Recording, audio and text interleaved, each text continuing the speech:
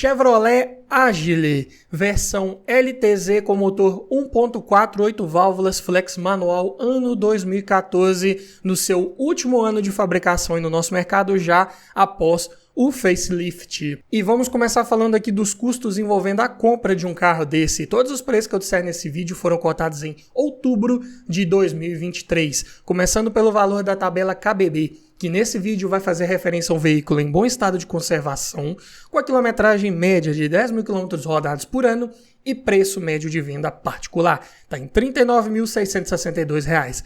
Já a tabela FIPE um pouco acima desse valor, R$ 40.504. E uma vez adquirindo um carro desse, você vai precisar fazer a transferência de propriedade dele para o seu nome. E a taxa de transferência esse ano está em R$ 246,81. Também vai precisar colocar as placas Mercosul se estiver adquirindo esse carro de um outro município e ele não vier com essas placas instaladas. Em média, aqui na minha região é cobrado em torno de R$ 300. Então, já no ato da compra, considerando aqui o valor da tabela FIPE, né, que é o maior valor, então, na pior das hipóteses, você vai desembolsar R$ 41.050,81 para ter um carro desse na sua garagem com toda a parte burocrática resolvida e esse veículo já no seu nome. Mas vamos falar agora aqui de documentação, começando pelo IPVA, que aqui em Minas é recolhido uma alíquota de 4% sobre o valor aproximado aí da tabela FIPE, então vai dar R$ 1.620,16.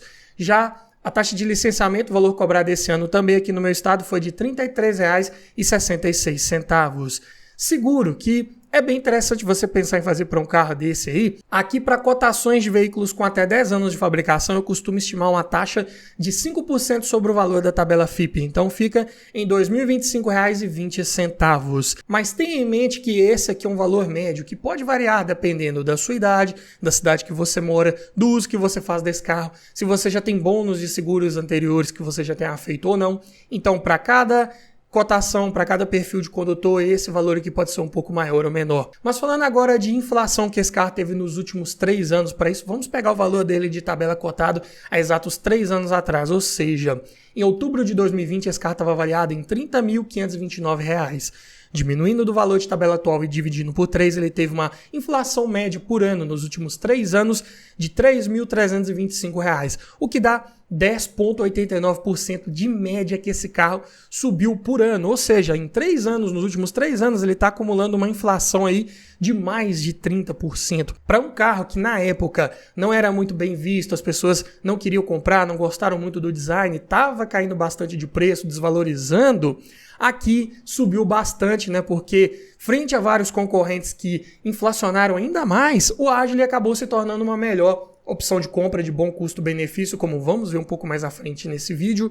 Então, acaba que esses carros que também eram um pouco deixados de lado no mercado, inflacionaram bastante aí nos últimos anos. Mas não dá para usarmos esse valor aí de inflação para estimar como que vai ser o preço dele daqui a 3 anos. Então, vamos somar apenas o que de fato vai sair do seu bolso todo ano para você manter um carro desse, que é IPVA, licenciamento e um seguro que você queira fazer. Vai dar um total anual de R$ 3.679,02, o que dá por mês R$ 306,59 de média ali que você tem que separar ali no seu orçamento para ter um carro desse todo regularizado, documentação em ordem, um seguro em dia para ele aí, sem maiores problemas, maiores sustos aí nas suas contas mensais. Fica a dica. Mas vamos falar agora aqui de manutenção, como que é a cesta de peças de trocas periódicas preventivas de um Agile motor 1.4 ano 2014. Mas antes eu tenho um recado para você. Tá olhando um carro para comprar, mas está na dúvida se aquele carro foi bem cuidado, se ele foi batido,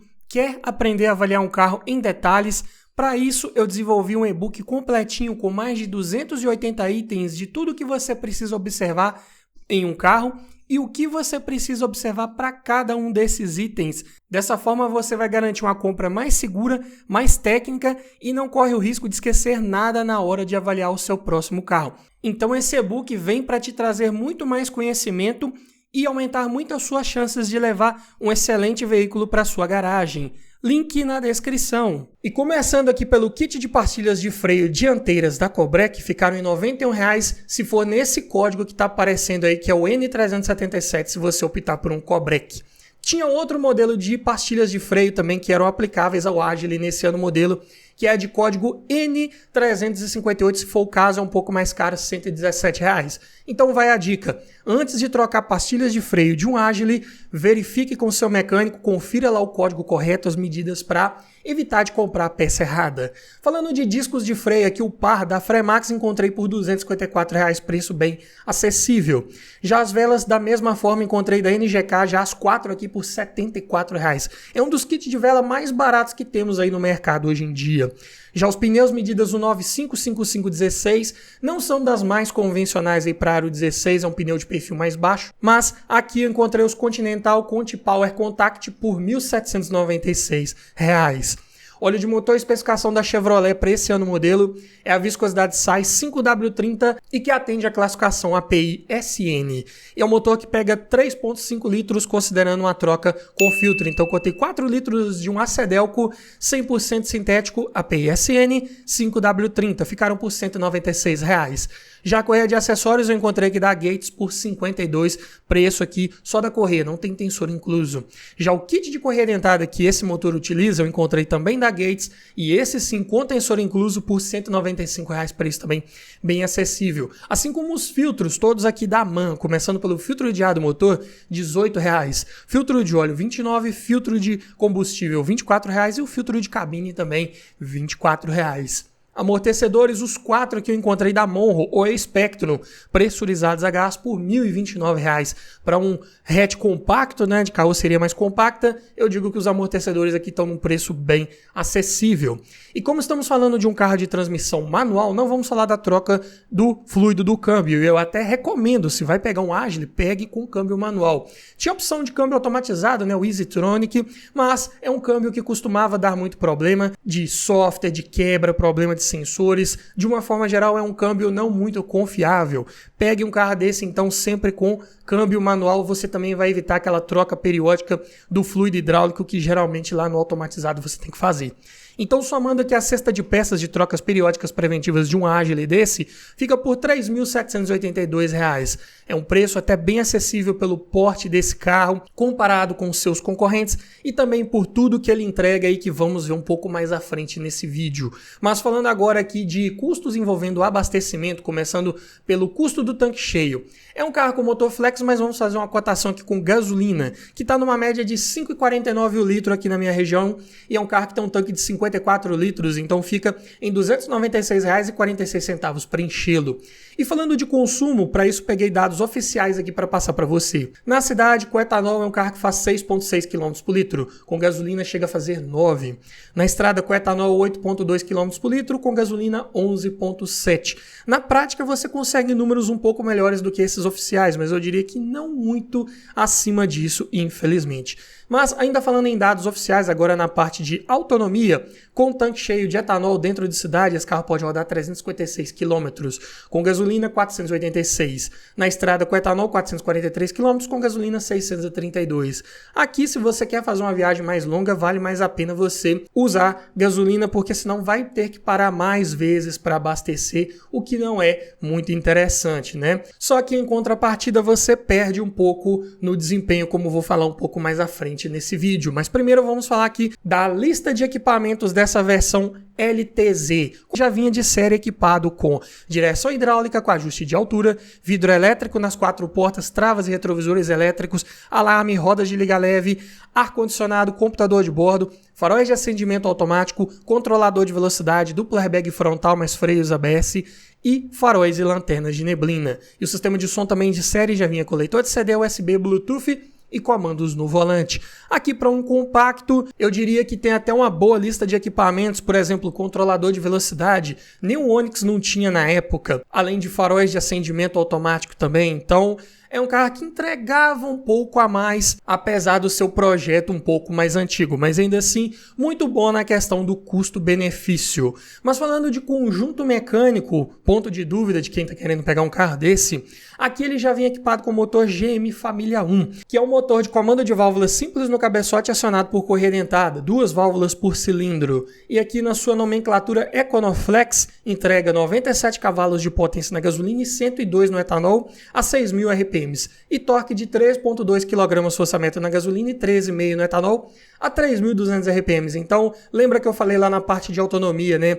É interessante rodar com gasolina para ter uma autonomia um pouco melhor, só que você abre mão ali de uns 5 cavalinhos mais uns 0,3 kg de torque, que na prática dão pouca diferença. Aqui para um carro de 1.076 kg, a relação de peso-potência fica em 10,5 kg por cavalo. E o 0 a 100 é feito em 10,9 segundos. O desempenho ele vai ser, na média, razoável, ok, e nada muito além disso. Aqui você vai sentir mais uma diferença se tiver com 3 passageiros no banco de trás, mais porta-malas carregado, aí sim você pode perceber um carro um pouco mais lento. Mas é equipado com um câmbio manual de 5 marchas, ou F15 5WR, de relações mais alongadas para tentar buscar, na prática, uma melhor economia de combustível. Suspensão é simples McPherson na dianteira, eixo de torção na traseira, assim como sistema de freios, disco ventilado na dianteira e tambor na traseira, manutenção simples, barata, acessível, como vimos aí anteriormente lá na parte de manutenção preventiva. Sistema de direção de assistência hidráulica convencional, rouba um pouco mais de potência do conjunto mecânico, mas de manutenção corretiva se necessário também um pouco mais acessível. Porta-malas tem bons 327 litros de capacidade para um hatch compacto, tá ótimo. E ainda conta com banco traseiro rebatível e bipartido. Você pode levar 1 ou 2 passageiros no banco traseiro e ainda ter uma boa capacidade de carga rebatendo parcialmente esse banco. Então dá para ter um carro bem versátil aí para várias situações. Mas falando aqui dos pontos positivos principais de se ter um Agile, primeiro é o seu motor resistente, confiável, não quebra com facilidade, você cuidando ali da manutenção básica, pegando um carro desse de boa procedência, com um bom histórico de manutenção, dificilmente você vai ter problemas com relação à parte mecânica. Preços de peças acessíveis, você encontra tudo com muita facilidade.